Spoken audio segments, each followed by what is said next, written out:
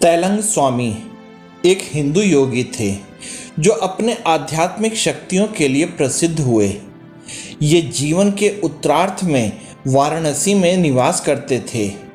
इनकी बंगाल में भी बड़ी मान्यता है, जहाँ ये अपनी यौगिक एवं आध्यात्मिक शक्तियों एवं लंबी आयु के लिए प्रसिद्ध रहे हैं।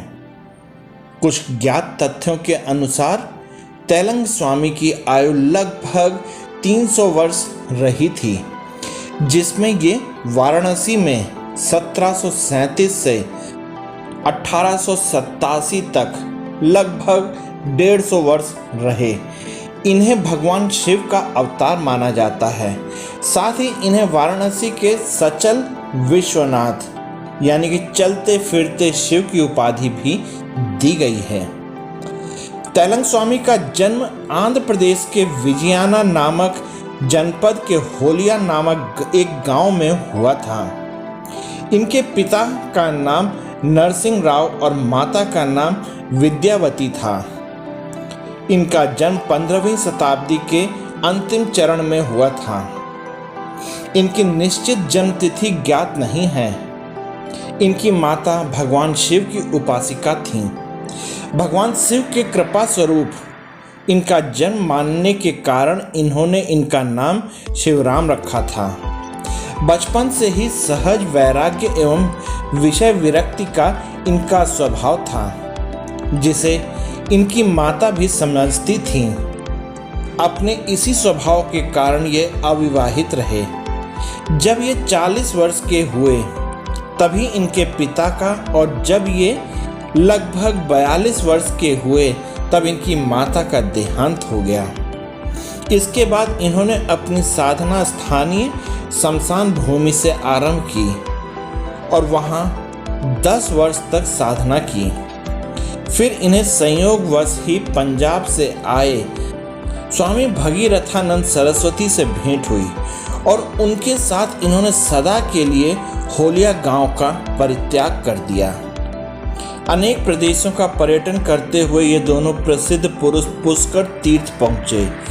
वहीं लगभग 87 वर्ष की अवस्था में शिवराम ने भगीरथ स्वामी से संन्यास की दीक्षा ली।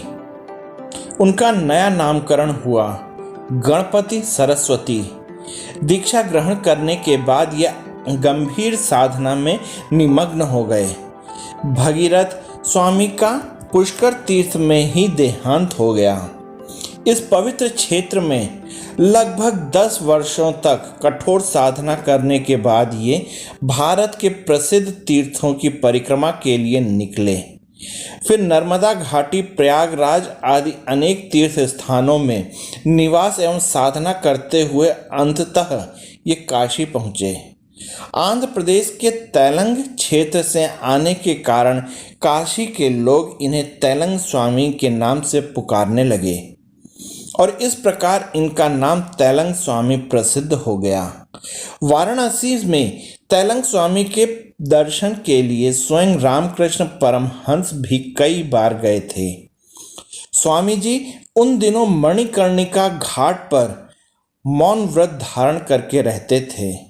जब पहली बार परमहंस जी मिलने गए तभी स्वामी जी ने अपनी सूंघनी की डिब्बी श्री रामकृष्ण परमहंस के आगे रखकर उनका स्वागत किया था। परमहंस जी ने स्वामी जी के शरीर के सभी लक्षणों को बारीकी से देखकर लौटते समय अपने अनुयायी हृदय से कहा था, इनमें यथार्थ परमहंस के सभी लक्षण दिखाई देते हैं। ये साक्षात विश्वेश्वर हैं। तैलंग स्वामी लाहिड़ी महाशय के परम मित्र थे। उनके संबंध में कहा जाता है कि वे 300 वर्ष से भी अधिक आयु तक जीवित रहे। उनका वजन 300 पाउंड था। दोनों योगी प्रायः एक साथ ध्यान में बैठा करते थे। तैलंग स्वामी के चमत्कारों के संबंध में अनेक बातें कही जाती हैं। अनेक बार घातक विष का पान करने के बाद भी वे जीवित रहे। अनेक लोगों ने उन्हें गंगा के जल में तैरते देखा था। कई दिनों तक वे गंगा में जल के ऊपर बैठे रहते थे अथवा लंबे समय तक जल के नीचे छिपे रहते थे। वे गर्मी के दिनों में भी दोपहर के समय मणिकर्णिका घाट के धूप से गर्म शिलाओं पर निश्चल बैठे रहते थे। इन चमत्कारों के द्वारा वे यह सिद्ध करना चाहते थे कि मनुष्य ईश्वर चैतन्य के द्वारा ही जीवित रहता है, मृत्यु उनका स्पर्श नहीं कर सकती थी। आध्यात्मिक क्षेत्र में तो तैलंग स्वामी तीव्र गति वाले थे ही, उनका शरीर भी बहुत विशाल था, किंतु वे भोजन यदा कदा ही करते थे। तैलंग स्वामी सदा नग्न रहा करते थे, किंतु उन्हें अपनी नग्नावस्था पर तनिक भी भान नहीं होता था। उनकी नग्नावस्था के बारे में पुलिस सतर्क थी, अतः उन्हें पकड़कर पुलिस ने जेल में डाल दिया। इतने में तैलंग स्वामी जेल की छत पर दिखाई पड़े।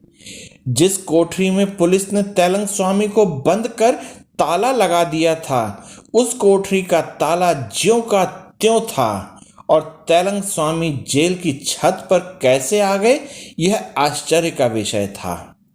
हताश होकर पुलिस अधिकारियों ने पुनः उन्हें जेल की कोठरी में बंद कर ताला लगा दिया और कोठरी के सामने पुलिस का पहरा भी बैठा दिया। किंतु इस बार भी महान योगी शीघ्र छत पर टहलते दिखाई दिए। तैलंग स्वामी सदा मौन धारण किए रहते थे।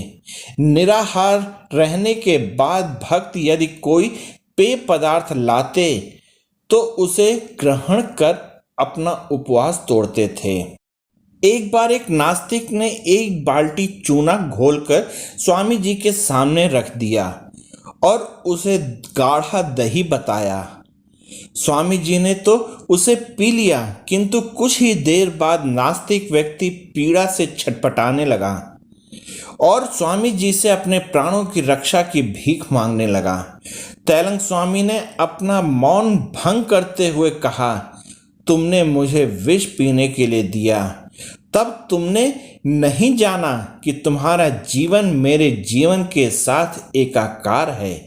यदि मैं यह नहीं जानता होता कि मेरे पेट में उसी तरह ईश्वर विराजमान है जिस तरह वह विश्व के अणु परमाणु में है, तब तो चूने के घोल ने मुझे मार ही डाला होता।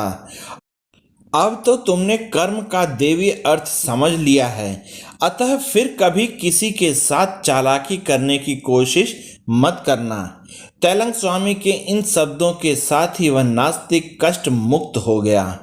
एक बार परमहंस योगानंद के मामा ने उन्हें बनारस के घाट पर भक्तों की भीड़ के बीच बैठे देखा। वे किसी प्रकार मार्ग बनाकर स्वामी जी के निकट पहुंच गए और भक्तिपूर्ण उनका चरण स्पर्श किया। उन्हें यह जानकर महान आश्चर्य हुआ कि स्वामी जी का चरण स्पर्श करने मात्र से वे अत्यंत कष्टदायक जीर्ण रोग से मुक्ति पा गए।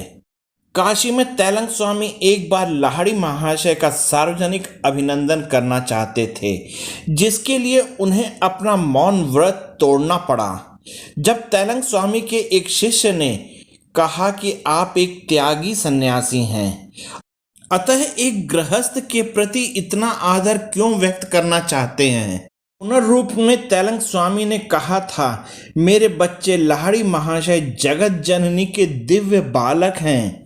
माँ उन्हें जहाँ रख देती है वहीं वे रहते हैं।